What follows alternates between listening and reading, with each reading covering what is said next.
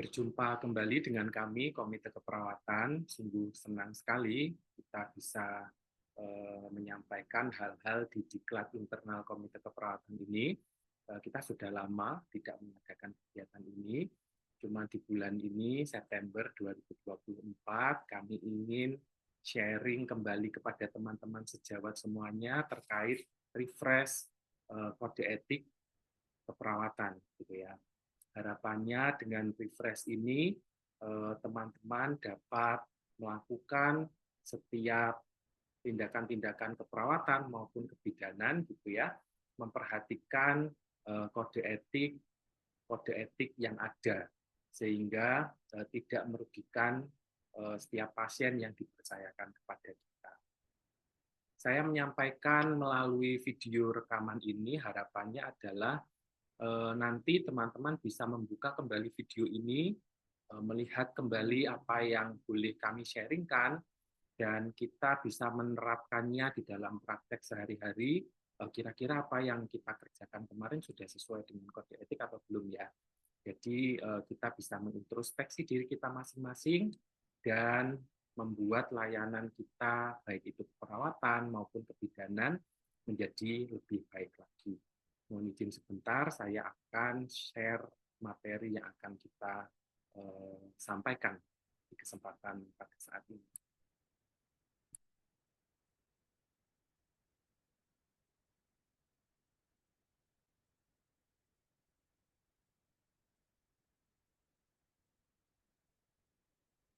Ya, pada kesempatan saat ini kita akan sharingkan terkait pengelolaan etik di dalam pelayanan keperawatan. Kenapa hal ini sangat penting? Karena kita sebagai tenaga profesi, baik itu dari teman sejawat perawat maupun juga bidan, kita memiliki kode etik pada saat kita melakukan pelayanan asuhan yang kita berikan kepada pasien-pasien kita. Harapannya adalah pada saat kita memberikan layanan asuhan kepada pasien-pasien kita, kita juga selain berpedoman dari ilmu keterampilan yang kita miliki, tetapi kita menjadi tenaga-tenaga profesional yang beretik baik di dalam memberikan layanan asuhan tersebut.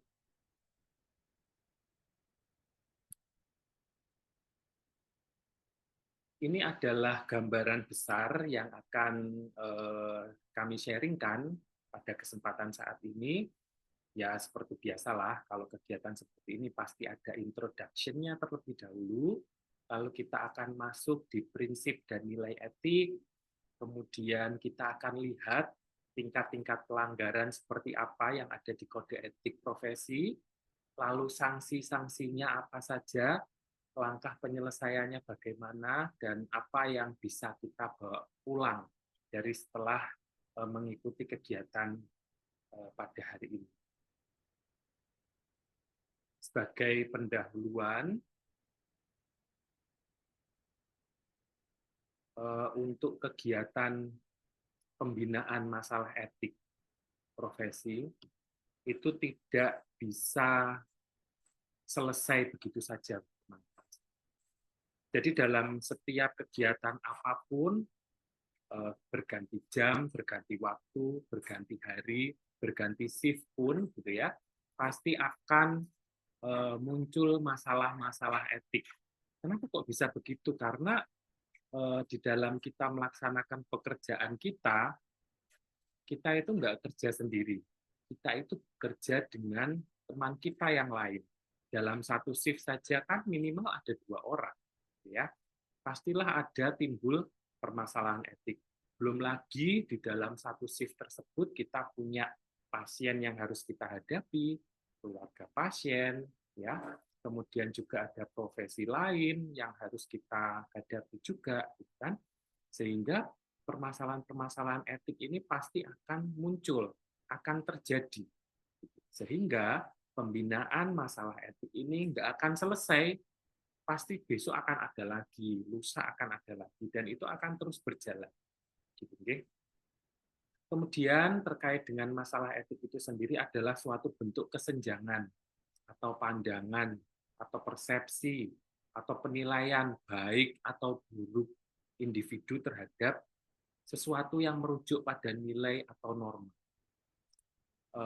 Dalam satu tim pasti lebih dari satu orang atau dua orang.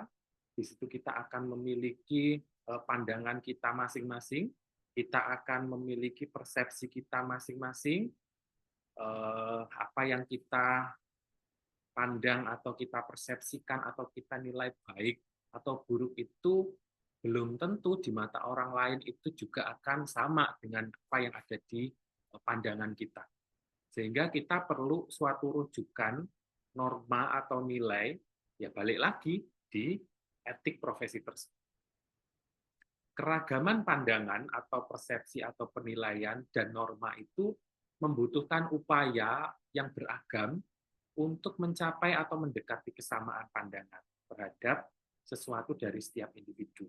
Dengan adanya kode etik profesi ini, dari berbagai macam pandangan-pandangan yang kita miliki itu tadi, harapannya bisa mendekati kesamaan, sehingga dalam satu tim ini, tim keperawatan, tim kebidanan, itu memiliki pandangan yang sama dengan patokannya norma atau nilai dari kode etik profesi itu tadi. Gitu, Bapak Ibu. Kemudian yang berikutnya adalah terkait dengan kesamaan pandangan. Setiap hal yang ada di otak kita, ada di pikiran kita, itu memiliki beragam pandangan. Belum tentu apa yang ada di pikiran kita, apa yang kita punya, gitu ya, itu baik. Baik bagi diri kita, belum tentu baik juga bagi orang lain. Dan apa yang ada di pikiran kita ini akan menciptakan stigma. Bahkan paling buruknya itu adalah menimbulkan persekongkolan, konspirasi. Jadi timbul geng-geng gitu ya. Dari satu shift, lebih buruknya lagi misalkan satu unit ada persekongkolan A, persekongkolan B, persekongkolan C. Lah ini sangat-sangat nggak baik, sangat-sangat negatif. Dari hal-hal tersebut itu akan mengarahkan pada persepsi-persepsi yang salah. Sehingga kita itu perlu dilakukan kesamaan pandangan dalam bentuk nilai atau norma yang kita miliki di dalam kode etik profesi tersebut. Supaya apa? Supaya ini tadi tidak menimbulkan stigma, tidak menimbulkan persekongkolan, tidak menimbulkan konspirasi-konspirasi. Kejahatan-kejahatan yang ada itu supaya semuanya nggak ada, gitu ya, dengan adanya kode etik profesi tersebut.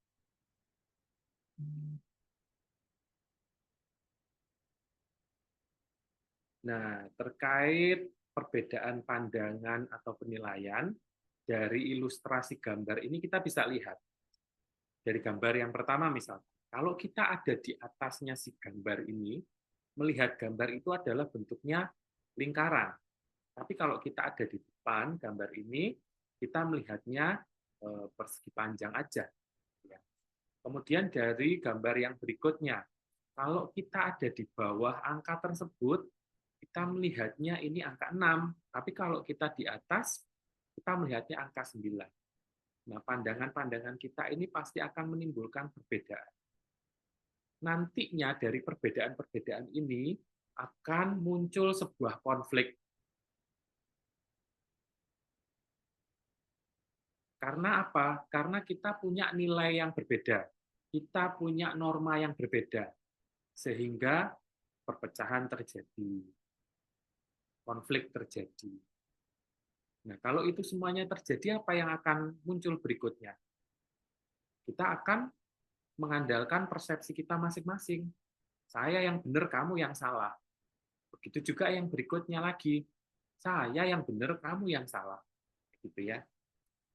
Nah, dengan adanya ini kita belajar dari pengalaman, dengan adanya banyak perbedaan nilai, perbedaan norma yang kita anut, pemikiran-pemikiran kita yang nggak sama dengan orang yang satu dengan yang lain, makanya kita balik lagi ke kode etik profesi yang sebagai kiblat mempelajari nilai dan norma yang perlu kita anut sebagai profesi menjalankan praktek pelayanan di dalam pekerjaan kita sehari. Ini gambar ilustrasi gitu ya. Yang atas itu adalah suatu pasangan yang mereka menikah, itu pasti mereka akan punya buku nikah. Di situ ada panduannya kalau nggak salah ya. Dan dari suami istri yang memiliki buku nikah ini dia disumpah mengucapkan janji pernikahannya kayak gitu. Sama halnya dengan kita profesi gitu kan. Dirimu itu diri kita, saya dengan profesi saya perawat atau saya dengan profesi saya bidan itu memiliki patokan kode etik profesi. Nah, dengan adanya kode etik profesi ini, pada saat itu kita dilakukan pengambilan sumpah, mengikrarkan sumpah kita, gitu ya.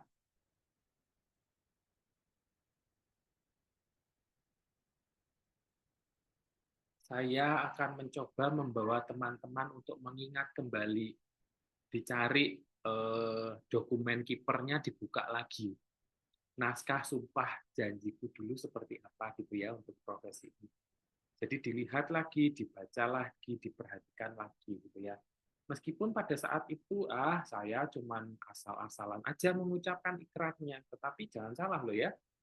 Pada saat kita dilantik entah itu dalam bentuk apa namanya vokasi, profesi, kita dipandu oleh pemuka agama, disaksikan banyak orang yang datang pada saat itu, teman-teman yang kita diambil janjinya juga, keluarga kita yang datang saat itu, kemudian pemangku kepentingan, kemudian juga pemuka agama, dan juga yang paling penting di sini adalah Tuhan menyaksikan yang kita ikrarkan pada saat itu.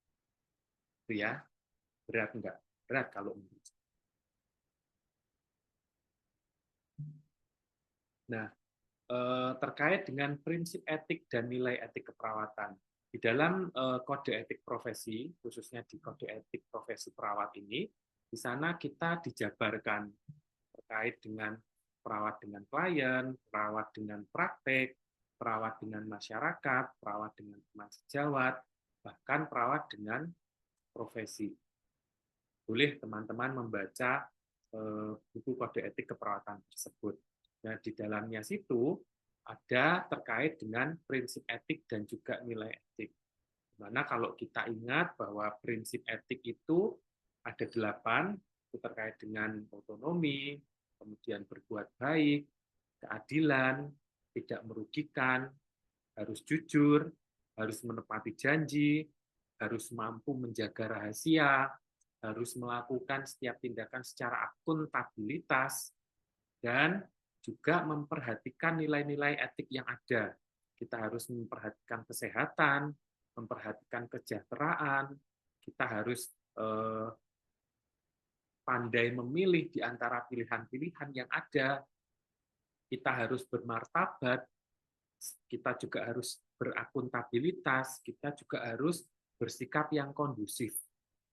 Nah, dari dua kegiatan ini yang ada, mulai dari itu prinsip etik dan juga nilai-nilai etik, dan kita harus memperhatikan hubungan kode etik profesi antara perawat klien, perawat praktek, perawat masyarakat, perawat teman sejawat, perawat profesi.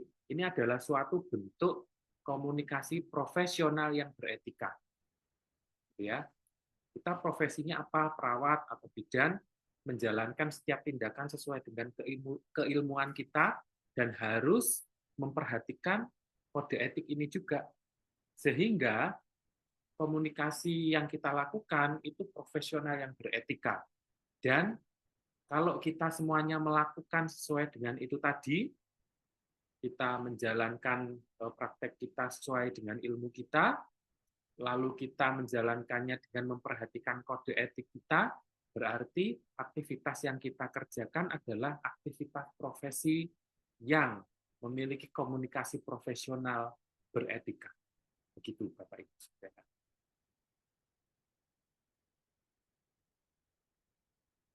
kita masuk di risiko profesi. Risiko profesi dalam kita melakukan kegiatan pasti banyak sekali risiko-risiko yang kita hadapi, ya Bapak Ibu. Tapi kita harus mengedepankan kepentingan orang lain. Dalam hal di sini adalah kepentingan dari pasien, daripada kepentingan kita sendiri atau kelompok kita. Karena itu semua adalah tanggung jawab mutlak kita terhadap sumpah profesi.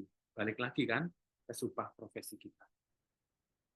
Kita harus ingat dari kode etik profesi kita itu ada prinsip etik dan juga nilai-nilai etik yang itu nantinya bertujuan untuk kemaslahatan orang lain, untuk mengedepankan kepentingan orang lain, di mana orang lain tersebut dalam tanda kutip adalah pasien-pasien kita yang kita layani.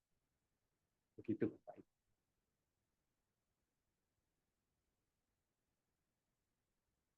Kemudian saya akan mengajak Bapak Ibu semuanya untuk mengetahui bahwa di dalam pelanggaran etik itu ada tingkat-tingkatannya, ya. Ada tingkat yang mulai tingkat paling rendah, tingkat yang sedang, tingkat yang berat. Nah, kalau tingkat pelanggaran etik yang ringan itu yang seperti apa? Tindakannya itu tidak menimbulkan kerugian, tidak menimbulkan kecacatan fisik, tapi dampak risiko psikologisnya kecil. Itu adalah tingkat pelanggaran etik yang ringan. Kalau tingkat pelanggaran etiknya itu sedang, tindakan yang dilakukan itu menimbulkan. Yang ringan tadi nggak menimbulkan, cuma ada dampak psikologisnya yang kecil. Tapi dengan yang kita naik lagi ke sedang itu, tingkat pelanggarannya mulai menimbulkan kerugian, mulai menimbulkan kecacatan fisik, dan memiliki dampak terhadap psikologis yang kita langgar etiknya. Kemudian naik lagi nih ke tingkat pelanggaran etik yang berat, menimbulkan kerugian, menimbulkan kecacatan, ya, dan berpengaruh terhadap masalah psikologis. Jadi ini adalah tingkatan-tingkatan pelanggaran etik, mulai dari ringan, sedang, berat. Yang tadinya tidak menimbulkan kerugian, tidak menimbulkan kecacatan fisik, tapi risiko psikologisnya kecil, itu ada di ringan, kemudian tidak menimbulkan kerugian, tidak menimbulkan kecacatan fisik, tetapi menimbulkan dampak psikologis kepada pasiennya. Nah, yang berat ini sudah rugi, sudah cacat, berdampak pada psikologis. Jadi tingkatannya begitu ya, dari yang ringan, sedang, sampai berat. Kemudian kami akan menunjukkan pelanggaran-pelanggaran etik mulai dari tingkat yang ringan, sedang, berat. Yang pertama itu kalau ada pasien dulu. Nah, kategori ringan, contoh yang bisa merugikan kepada pasien di pelanggaran etik di kategori ringan, contohnya adalah ini Bapak. Kita nggak menunjukkan sikap empati kepada pasien. Itu sudah masuk di pelanggaran ringan. Ekspresi kita, cara bicara kita, sikap kita, tidak menunjukkan empati kepada pasien, itu sudah masuk di pelanggaran. Hati-hati ya Bapak Ibu. Membiarkan pasien nggak rapi, awut-awutan. Sudah tahu pasiennya ini perempuan, rambutnya awut-awutan, dibiarkan saja. Selimutnya, nggak ditata dengan rapi. Itu sudah masuk di pelanggaran ringan kita kepada pasien. Pada saat ada pasien baru, misalkan, tidak mengorientasikan tempat dan petugas kesehatan kepada pasien itu juga sudah merupakan pelanggaran ini. Tidak memberikan informasi kepada pasien saat melakukan tindakan, datang tiba-tiba langsung tusuk dengan jarum, nggak kasih informasi, itu sudah pelanggaran.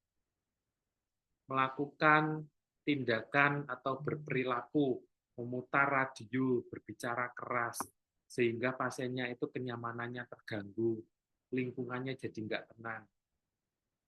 Kita tahu bahwa kita semuanya sudah menggunakan rekam medis elektronik. Pada saat kita mengerjakan atau melakukan pendokumentasian, kita memutar musik keras-keras, dangdutan gitu misalnya. Itu sudah melakukan pelanggaran. Oke. Ini bukan saya yang ngomong ya, saya cuma menyampaikan contoh-contoh tingkat pelanggaran etik dari profesi, entah itu perawat atau bidan kepada pasien, yang diringan saja itu sudah seperti ini contoh. Ya, harapannya setelah kita ini mengikuti kegiatan ini, yang tadinya nyetel radio, YouTube, misalkan kalau ada mendengarkan musik saat melakukan pendokumentasian keras gitu ya, mulai dirubah. Karena itu adalah pelanggaran etik dari tenaga kesehatan kepada pasien yang bentuknya ringan. Kemudian kalau yang di kategori sedang, itu kita sebagai tenaga kesehatan tidak mencuci tangan sebelum melakukan dan sesudah kontak dengan pasien. Tidak memberikan bimbingan rohani atau menunjuk pemuka agama pada saat pasien membutuhkan.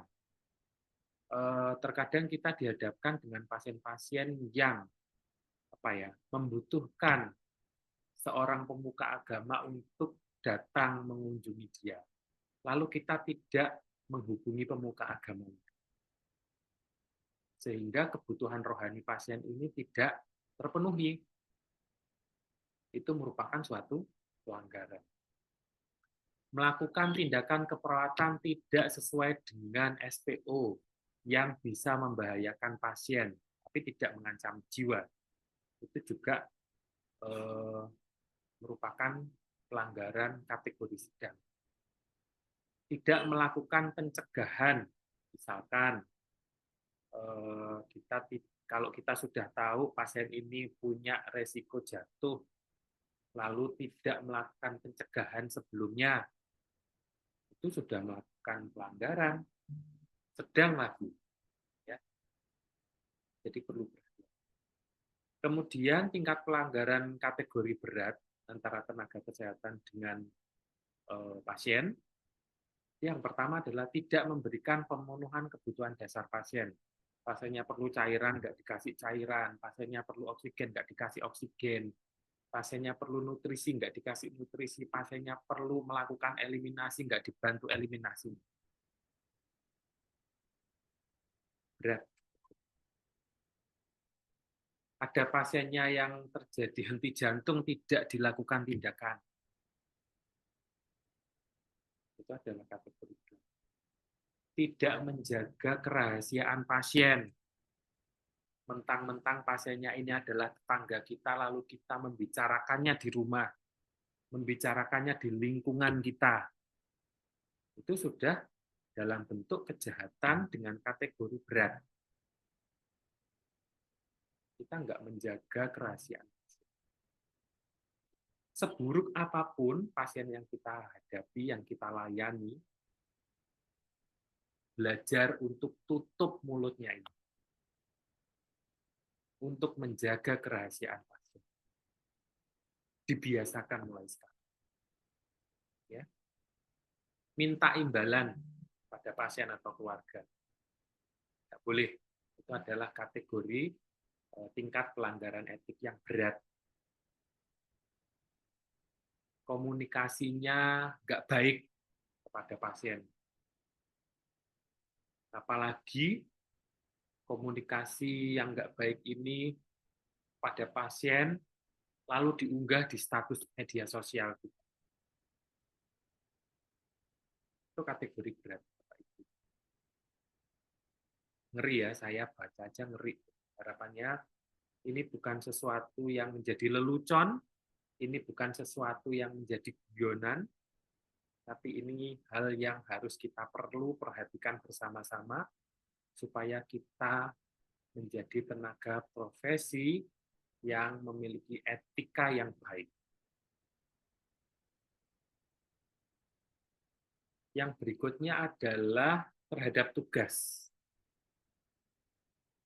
Nah, kalau terhadap tugas itu dikatakan kita sebagai tenaga kesehatan melakukan pelanggaran kategori ringan itu adalah tidak adanya usaha dari kita, tenaga kesehatan, untuk memahami berbagai prosedur dan juga kebijakan rumah sakit terkait dengan tugas dan wewenang kita sebagai tenaga kesehatan. Ya. Bodoh amat lah, saya nggak mau tahu tentang prosedur yang ada, tentang kebijakan-kebijakan rumah sakit yang dikeluarkan. Nggak mau tahu saya. Tugas wewenang saya seperti apa, saya nggak mau tahu. Nah, itu adalah kategori pelanggaran ringan kita, tenaga kesehatan, terhadap tugas kita. Kemudian kalau yang kategori sedang bagaimana? Kita menjalankan tugas kita, tapi nggak sesuai dengan SPO, nggak sesuai dengan kebijakan rumah sakit yang berlaku. Kemudian kita tidak melakukan antisipasi terhadap keamanan dan kenyamanan pasien.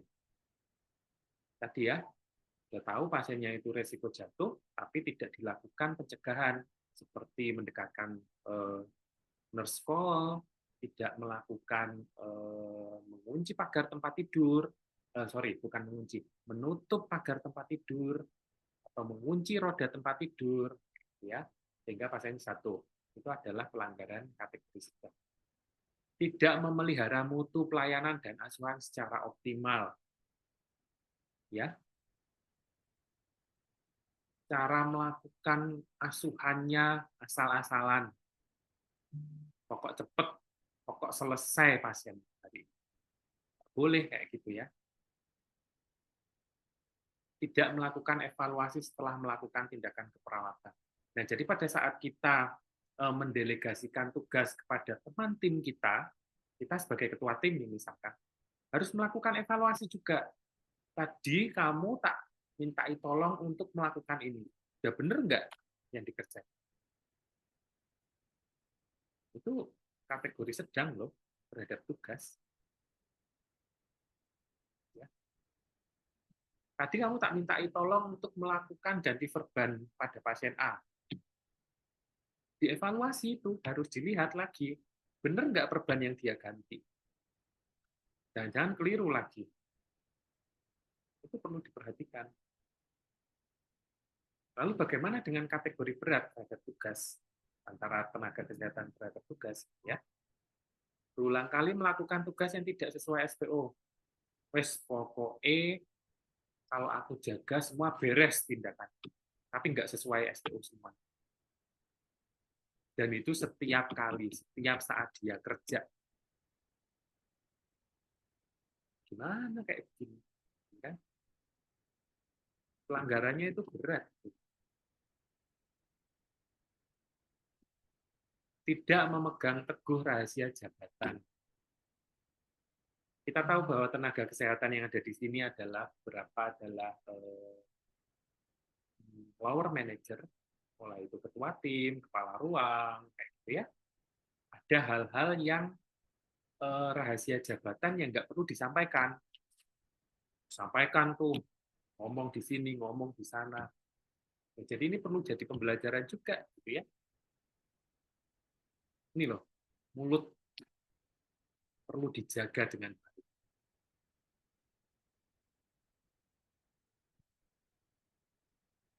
Lalu pelanggaran terhadap sesama dan profesi lain. Kita lihat sama-sama. Kalau di kategori ringan ini kurang menghargai privasi, hasil kerja, martabat perawat profesi lain, merendahkan profesi lain, Alah mek ngono tok aku yo bisa. Ini salah satu contohnya ya. Jangan ya, nggak boleh. Itu pelanggaran ringan. Kemudian kalau pelanggaran sedang itu nggak mau bekerja sama dalam tugas dengan sesama perawat atau profesi lain. Individualistik, kabeh tak kerjain sendiri aja. Nanti kamu ikut kerjain, nggak beres, malah awut-awutan, nggak kelar, nggak sesuai dengan ekspektasi, macam, kan? Udah, aku tak bagian dokumentasi, kamu yang tindakan, kamu yang bagi obat, kamu yang ini tak kerjakan sendiri. Kayak gitu, ya kan? Kan kita sudah dibagi-bagi ini. Apa yang menjadi pasien pengelolaan siapa, yaitu mulai dokumentasi, tindakan, ya kita kerjakan. Kemudian tidak mau membantu perawat lain dalam menjalankan tugas saat dibutuhkan. Aku minta tolong dong ininya dibantu karena saya kurang ini. Sangat pelanggaran tuh. Lalu yang berikutnya lagi apa? Tidak memelihara suasana kerja yang harmonis. Waduh, ini bahaya sekali ya. Satu lingkup pekerjaan saja tidak mau menjaga, tidak mau memelihara suasana kerja yang harmonis. Ini terus maunya apa? Gitu kan? Kita itu manusia itu kan makhluk sosial, menjaga satu sama lain, komunikasi yang baik satu sama lain. Tidak di depan itu berbicara yang baik, tapi di belakang menjelek-jelekkan. Itu nggak menjaga, tidak memelihara suasana kerja yang baik. Aku mau dinas bareng deh. Loh ya nggak bisa. Suatu saat pasti akan dinas bareng. Mau diem-dieman, ya nggak bisa juga.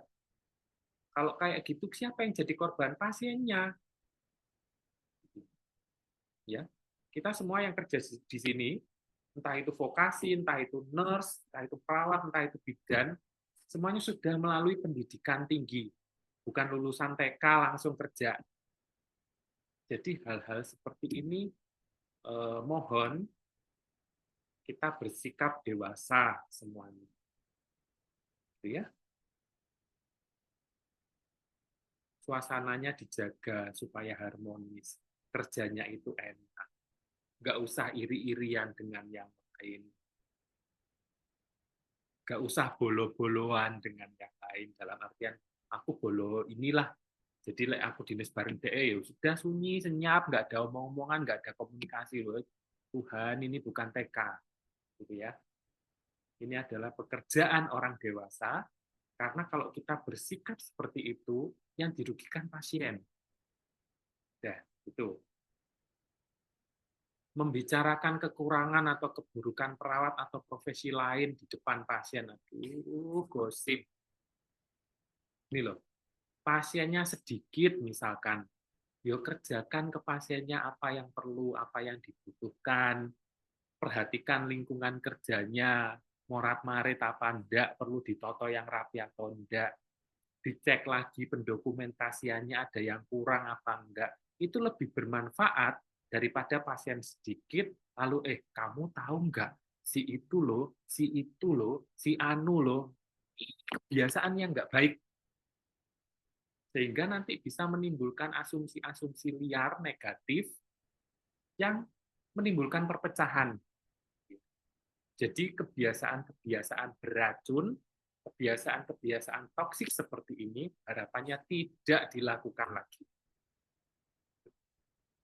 Karena ada loh ini di pedoman etik ini, itu nggih. Ini bukan saya yang ngomong, tapi ini dari kode etik profesi. Profesi itu sudah menyusun supaya kita punya pedoman nilai dan norma pada saat menjalankan praktek profesionalisme kita. Ya, tidak mau memberi atau transfer ilmu kepada perawat lain atau profesi lain. Berangkat pelatihan, ya di-sharingkan ke teman-temannya. Supaya apa? Dalam satu regu ini, di satu unit ini, semuanya mendapatkan ilmu yang baik, ilmu yang baru. Bukan karena untuk kesombongan, gitu tak pamer nih, saya habis pelatihan. Bukan itu ya tujuannya, tetapi ini loh, saya dapat ilmu baru, saya akan mencoba share, lalu bisa diterapkan, syukur-syukur lebih baik lagi dijadikan SPO standar yang baik, sehingga satu regu di unit itu melakukan asuhan atau tindakan terbaru.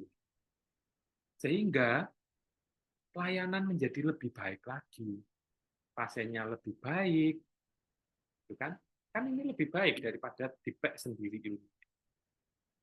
Nah, kalau kita punya ilmu, kita pek sendiri, itu akan membuat kita nggak semakin pinter, tapi semakin hilang lama-lama. Kayak gitu. Dengan kita memberikan ilmu yang kita miliki, kita transfer ilmu kepada teman-teman kita yang lain, itu akan membuat kita teringat kembali.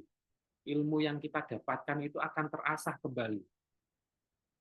Sehingga itu nggak akan lupa dan nggak akan hilang. Tapi kalau dipek sendiri, itu sudah hilang, bubar jalan. Ya. Kemudian yang berikutnya adalah kategori berat, bertengkar dengan semua perawat atau profesi lain. Di mana dia berada, dia selalu bertengkar dengan perawat yang lain, atau dengan bidan yang lain, atau malah tukaran dengan profesi yang lain. Aduh, ini sangat berat sekali ya. Amit-amit, jangan sampai, dan saya berharap ini nggak ada di sini. Ya. Kemudian melakukan tindakan yang tidak etis kepada sesama perawat atau profesi lain, melecehkan teman sejawat kita, ya. Dalam perlu diperhatikan juga teman-teman, melecehkan atau tindakan tidak etis kepada sesama perawat atau sesama bidan, sesama profesi lain, itu nggak hanya dengan tindakan saja loh ya, colek sana, colek sini, peluk sana, peluk sini, nggak begitu aja. Tapi kata-kata yang kita keluarkan, sikap kita, ini terkadang adalah tanpa kita sadari akan memunculkan hal-hal yang tidak etis. Jadi perlu sekali kita harus berpikir dulu sebelum berkata-kata, sebelum bertindak, supaya apa yang kita lakukan ini tidak melanggar etis kepada teman sejawat kita dan profesi lain. Mencelakakan perawat lain, misalkan bikin kesetrum kamu misalkan, tak bikin lantainya licin supaya kamu terpeleset terus jatuh, ya jangan. Itu termasuk kategori yang berat. Adu domba, ngomongin si A di sana, ngomongin si A di kelompok sini, terus terjadi adu domba. Lah sing dirasani ini lo nggak tahu apa-apa, nggak ngerti apa-apa. Tiba-tiba di luar ada kabar, kamu ternyata begini ya, kamu ternyata begitu ya. Nggak boleh kayak begitu itu. Ya.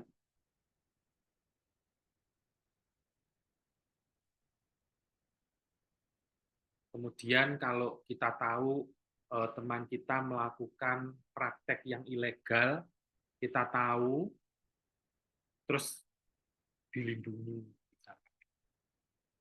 Itu merupakan suatu pelanggaran dengan kategori berat. Jangan ya, malah terjerumus loh temannya ini. Temannya sudah melakukan salah, harusnya diberitahu, diingatkan, jangan dilindungi. Kamu nggak bener loh ya, melakukan hal seperti ini. Apa contohnya? Menawarkan produk-produk kepada pasien, mengambil apa namanya, barang-barang rumah sakit untuk kegiatan praktek di luar jam kerja, itu adalah hal-hal yang nggak baik loh. Perbuatan-perbuatan yang tidak etis loh itu. Dan itu perlu diingatkan, perlu apa namanya, diberitahu bahwa hal tersebut melanggar etik. Jangan dilindungi malahan gitu ya. Kalau dilindungi malah si teman ini melakukan praktek ilegal itu salah, kita yang melindungi dia pun juga salah. Masuk di pelanggaran kategori berat. Gitu kata itu.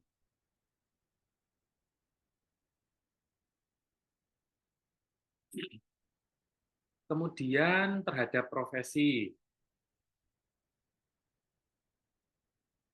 berpenampilan tidak rapi, ya. kemudian rambutnya gondrong, ada ekornya di sini.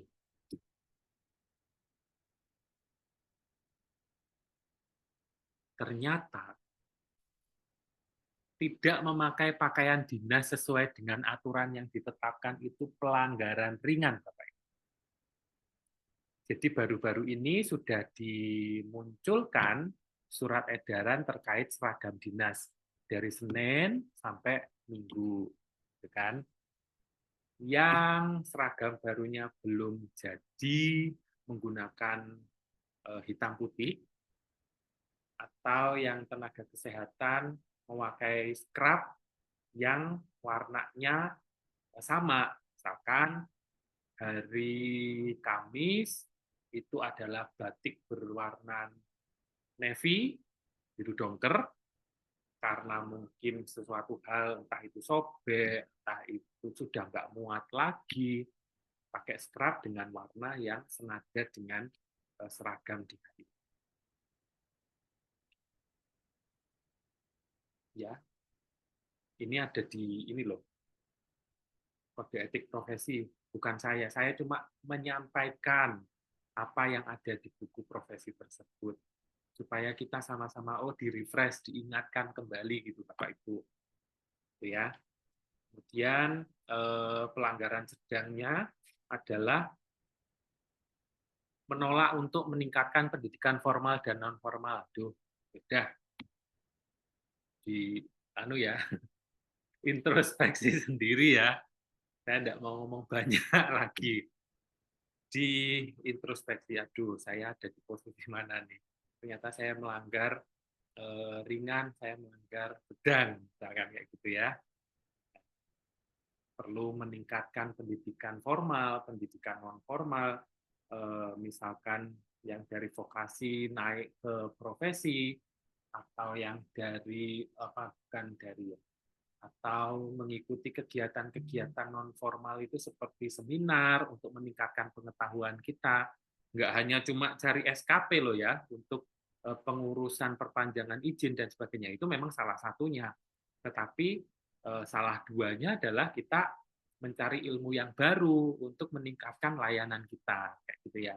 Karena kalau kita ingat di konsep dasar keperawatan dulu bahwa keperawatan itu adalah ilmu dan seni, misalkan kayak gitu. Dan itu adalah ilmu yang terus setiap menit, setiap waktu, setiap saat itu berkembang dan berubah. Hari ini ilmunya begini, besok akan ada ilmu penelitian yang baru lagi, ya kita harus mengikuti dan kita harus mengetahui gitu ya. Jadi yang belum punya pelataran satu sehat, segera sadar untuk bikin. Yang sudah punya pelataran satu sehat di satu sehat Kemkes, yang nggak pernah ikut kegiatan non formal, yo segera sadar untuk mengikuti itu, selain untuk mencari SKP, tetapi untuk memperbaharui ilmu kita untuk memberikan pelayanan kepada pasien. Kemudian lagi tidak berupaya meningkatkan kemampuan profesional. Aku ono begini yo begini. Aku gak mau meningkatkan kemampuan profesionalku sebagai tenaga kesehatan. Pelanggaran sedang. Tidak menjunjung tinggi nama baik profesi dengan menunjukkan perilaku dan sifat pribadi yang tercela. No station merokok. Ya kan? Nggak menjunjung nama baik profesi itu. Masih pakai seragam perawat, ke warung, merokok. Misalnya. Nggak menjunjung tinggi nama baik profesi. Kemudian yang berat, memperjualbelikan harta benda institusi untuk kepentingan pribadi dan profesi. Berat pelanggaran ya. Apa nih? Mesin EKG dicolong, dijual. Itu barangnya siapa? Ya. Handphonenya ruangan dicolong, dijual. Apalagi alat-alat medis rumah sakit, entah itu gunting, hemostat, apapun itu, kateter tray, dicuri untuk praktek sendiri di rumah yang tidak berpayungkan hukum. Bahaya loh itu. Kemudian menjual nama organisasi profesi keperawatan untuk kepentingan pribadi, cari dana.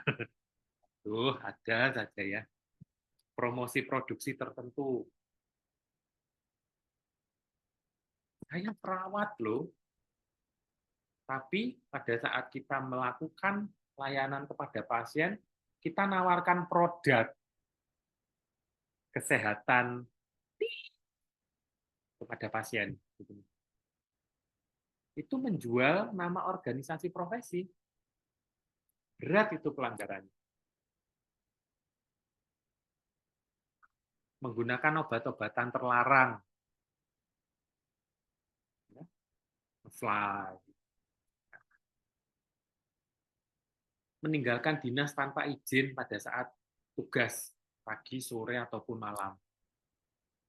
Ya kadang kita punya keperluan, misalkan ada hal yang perlu diurus, itu harus izin Bapak Ibu.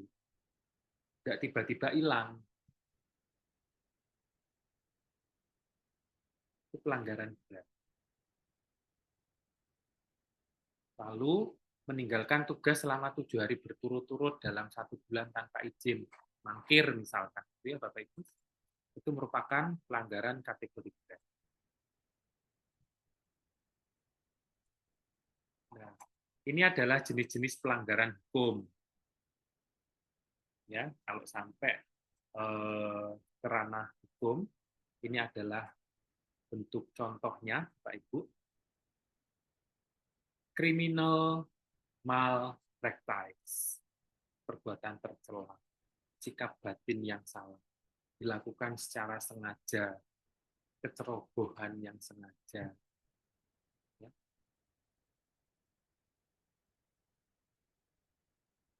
Kriminal itu adalah tindakan-tindakan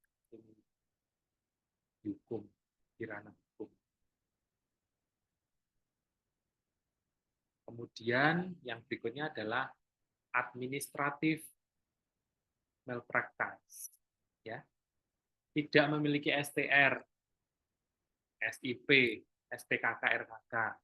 Nah, kesempatan nih saya ngomong, mengingatkan kembali SPKK, RKK-nya yang sudah expired, yang pemetaan jenjang karir itu sudah saya berikan, sudah tak kasih warna, tinggal mengajukan, gak mengajukan.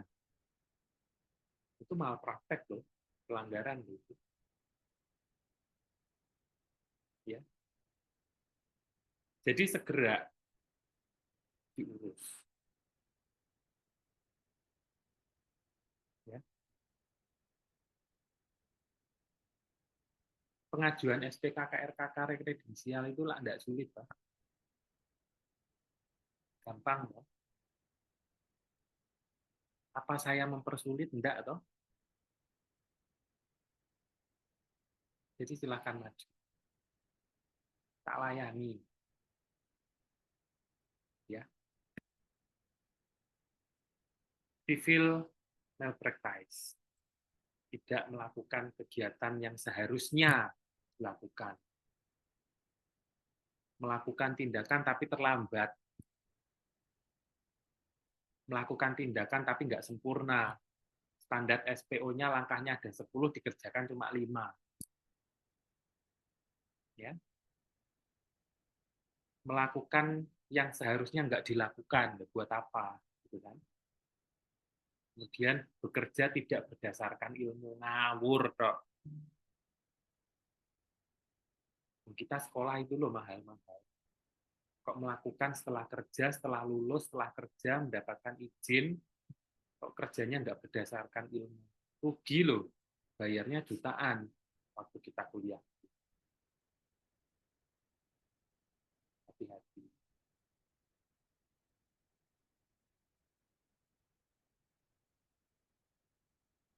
Ini adalah bentuk-bentuk jenis kedisiplinan. Kita harus menggunakan waktu bisa menggunakan waktu, membagi waktu dengan baik dalam menjalankan tugas keseharian kita.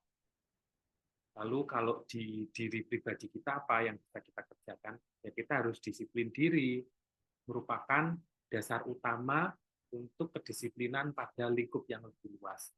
Kalau untuk diri kita sendiri aja kita nggak bisa berdisiplin diri, kayak mana kita mau mendisiplinkan lingkungan yang lebih luas? Pasti sulit, karena kita untuk mendisiplin diri sendiri aja nggak bisa. Mau mendisiplin diri sendiri aja lihat yang lain. Loh, saya suruh begini kok kamu enggak. Oh, jangan kayak gitu. Kalau kita sudah punya komitmen untuk mendisiplin diri sendiri, udah pakai kacamata kuda, nggak usah lihat yang lain-lain. Saya datangnya harus 15 menit sebelum jam dinas pun mulai, ya saya komitmen untuk melakukan itu. Saya mau pakai seragam dinas sesuai dengan jadwal yang ditentukan, nggak usah lihat-lihat yang lain. Itu namanya kita mendisiplin diri sendiri. Oke. Kemudian sosial. Disiplin sosial itu merupakan disiplin dalam kaitannya bermasyarakat, dalam hubungannya dengan manusia. Bagaimana kita berperilaku terhadap orang lain, entah itu di dalam sosial pekerjaan kita, ataupun saat kita tinggal di masyarakat tempat tinggal kita, itu adalah disiplin sosial. Mengikuti kegiatan-kegiatan sosial yang ada di lingkungan kita, profesi kita misalkan kayak gitu. Nah, itu adalah salah satu bentuk disiplin sosial. Gitu ya. Ada undangan PPNI yang 1 bulan 1 kali, kita mau disiplin sosial, ya kita datang. Gitu ya. Kemudian disiplin aturan. Itu adalah mentaati dengan penuh kesadaran terkait peraturan-peraturan yang ditetapkan oleh institusi tempat kita kerja. Pastilah setiap institusi itu punya peraturan yang berbeda-beda, punya kebijakannya masing-masing. Ya kita tinggal lihat kita kerjanya di mana. Kalau kita kerja di rumah sakit A, yuk kita mengikuti aturan yang ada di rumah sakit A. Kita mengikuti ketetapan-ketetapan yang di rumah sakit A.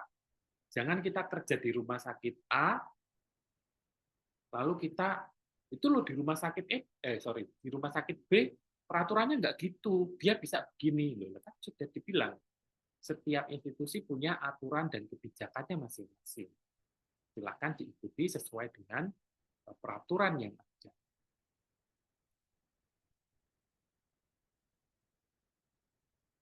Lalu kita masuk di sanksi pelanggaran ya Bapak Ibu. Kalau itu kaitannya dengan pelanggaran etik, pasti akan diselesaikan oleh komite etik, institusi, dan atau majelis kehormatan etik keperawatan PPNI yang ada di pusat atau provinsi. Ya. Kemudian kalau pelanggaran hukum, ya prosesnya secara hukum. Sanksinya apa? Ya bisa denda, bisa dipenjara. Amit-amit ya, jangan sampai. Kemudian pelanggaran disiplin bisa diselesaikan oleh institusi, dikenakan sanksi disiplin, mungkin bisa skorsing, atau pemberhentian kerja. Jadi setiap pelanggaran-pelanggaran yang kita lakukan, itu ada sanksinya. Dan harapannya setelah kita refresh kembali terkait dengan kode etik profesi ini, harapannya kita mulai baca-baca lagi, mulai kita lihat lagi. Boleh video ini diputar bolak-balik, video ini nanti ada di YouTube-nya Komite Keperawatan Rumah Sakit Kediri. Bisa diputar lagi kapanpun untuk melihat ataupun untuk mengingatkan diri kita sendiri ya. Jadi nggak usah nunjuk siapa gitu nggak. Tapi untuk mengingatkan kita sendiri, kira-kira yang tak kerjakan udah bener nggak ya? Kira-kira yang tak kerjakan sudah berpatokan pada norma atau nilai kode etik yang sebetulnya gitu ya, sesuai atau enggak. Jadi untuk introspeksi diri kita, nggak usah mikirin orang lain, untuk diri kita saja, gitu ya. Kalau kita baik dari sekian ratus, khususnya di perawat ataupun di bidan, kalau kita mau introspeksi diri kita masing-masing gitu ya, Kan nggak akan iri-irian lihat perawat A, melihat bidan C, enggak. Karena sudah mulai mengintrospeksi diri kita masing-masing. Benar nggak yang tak kerjain? Benar nggak yang tak lakuin? Kalau saya ada kurangnya, ya saya akan memperbaiki supaya nggak kayak gitu lagi, gitu kan? Begitu Bapak Ibu. Langkah-langkah penyelesaiannya bagaimana? Pastilah nanti akan dilakukan pengkajian atau investigasi. Dari apa sih yang didapatkan? Macam-macam sumbernya. Kalau kita tahu dalam kita melakukan proses keperawatan ada pengkajian, diagnosis, sampai evaluasi, bukan? Sama untuk melakukan ini apa yang harus dilakukan? Lakukan pengkajian dulu. Kita cari data dulu. Lalu kita mulai merencanakan apa yang harus dikerjakan, tindak lanjutnya seperti apa, bimbingan dan pembinaannya nanti seperti apa. Harapannya di situ sudah bisa selesai, nggak sampai ke majelis etik, waduh, repot, ya, susah. Implementasinya kayak apa? Bisa dalam bentuk teguran, bisa dalam bentuk self-assessment, kita bisa evaluasi standar atau pedoman, bisa kewenangannya tak cabut, bisa dilakukan rekredensial ulang, bisa tak turunkan jenjang karirnya, tergantung nanti apa yang didapatkan. Dari pengkajian, diagnosa yang muncul untuk investigasi ini apa. Lalu kita bisa merencanakan apa, dan implementasinya kayak mana. Lalu kita akan melakukan evaluasi. Dilihat dalam jangka waktu berapa, ya, entah 3 bulan atau berapa lama. Tergantung kuatnya kita. Lalu, adakah perubahan perilaku dari apa yang sudah kita lakukan ini? Misalkan, ya, harapannya ada perubahan, ya.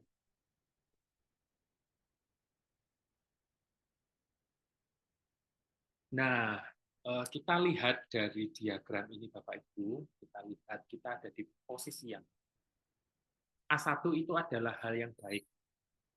Kita kualitas kerjanya baik, etika kita juga baik. Nah, itu adalah ekspektasi kita, ya, harapan kita. Semua tenaga profesional kita memiliki kualitas kerja yang baik, memiliki etik moral yang baik. Ya, kalau kita saat ini memiliki etik moral yang baik tapi kualitas kerja yang kurang baik, apa yang harus kita lakukan? Ya, kita terus belajar melatih keterampilan kita supaya kualitas kerja kita baik. Entah itu melalui diklat-diklat yang ada saat ini, tidak hanya dapat SKP, tapi kita dapat ilmu baru, mulai mencoba hal-hal yang baru, yang tadinya nggak pernah melakukan tindakan tersebut, saya ingin melakukan, tapi tolong saya dibimbing, misalkan. Nggak apa-apa, supaya kualitas kerjanya baik. Ya, kalau kita kualitas kerjanya sudah baik, tapi kita nggak beretika, ya berarti kita mulai belajar, kita buka-buka lagi prinsip etik yang benar ini tadi seperti apa. Saya kurangnya di mana toh? Nggak usah lihat orang lain. Saya kurangnya di mana toh? Lalu kita memperbaiki diri kita. Supaya kita beretika baik, kualitas kerja. Nah, kalau etik kita sudah kurang, keterampilan kita sudah kurang, ya ini yang perlu kekuatan ekstra untuk kita menuju ke yang etiknya baik, yang kualitas kerjanya juga baik. Itu nggak usah lihat temennya kanan kiri, atas bawah, depan belakang. Sekarang posisi kita ada di mana? Lalu mulai kita lakukan perbaikan diri kita. Itu ya Bapak Ibu, ya. Nah, yang bisa kita bawa sangnya dari Pak Erwin 2021, Pak Erwin ini adalah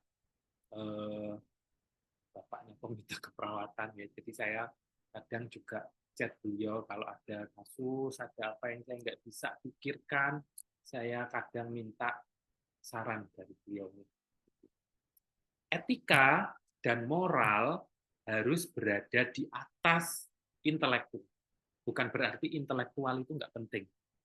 Intelektual itu juga penting, Bapak Ibu. Tapi etika dan moral harus ada di atasnya. Karena apa? Setinggi apapun pendidikan kita yang kita capai, nggak akan sempurna jika kualitas etika dan moral yang ada di dalam pribadi kita masih rendah. Kualitas etika dan moral adalah hal utama untuk membangun karakter dalam jiwa kita menjadi pribadi yang unggul. Kita sudah berintelektualitas tinggi, kualitas moral dan etik kita tinggi juga, kita akan menjadi pribadi yang unggul. Ya. Siapa yang bangga? Diri kita akhirnya, ya kan? Udah pinter-pinter, beretika, gitu ya. Indah banget gitu ya. Harapannya kita dengan refresh kegiatan pada saat ini nggak perlu melihat si A, si B, si C, si D, nggak perlu lihat itu. Sekali lagi, kita lihat diri kita, kurangnya kita ada di mana. Kita perbaiki itu. Ya. Jangan ada di pikiran kita, oh debat ini nyindir A, nyindir B, nyindir C, nggak ada Bapak Ibu. Saya nggak ada pikiran itu sedikit pun. Saya cuma mau merefreshkan, menyampaikan kembali buku kode etik profesi itu isinya kayak begini loh. Bahkan hal yang terkecil pun itu kita sudah melakukan pelanggaran. Ya, kita mengingatkan kembali supaya kita bekerja dengan baik, dengan profesional, dengan intelektualitas yang tinggi, dan juga etik moral yang tinggi juga. Gitu ya. Itu yang menjadi harapan besar kami. Untuk kita semuanya, mari melakukan introspeksi diri, supaya kita itu menjadi tenaga profesi yang betul-betul profesional berdasarkan kiat ilmu, dan juga berdasarkan kode etik. Harapannya seperti itu Bapak Ibu. Mari kita sama-sama kita wujudkan ini semuanya supaya layanan kita menjadi lebih baik lagi, gitu ya. Dan video ini akan diupload juga di YouTube-nya Komite Keperawatan Rumah Sakit Baptis Kediri. Boleh dibuka lagi, boleh dilihat lagi apa yang menjadi kekurangan saya, apa yang perlu saya tingkatkan dari diri saya, itu bisa dicek lagi. Begitu ya Bapak Ibu sekalian semuanya. Demikian yang bisa saya sampaikan. Harapannya ini tidak menjadikan sakit hati masing-masing pribadi, tetapi ini menjadikan, sekali lagi, menjadikan introspeksi diri kita masing-masing.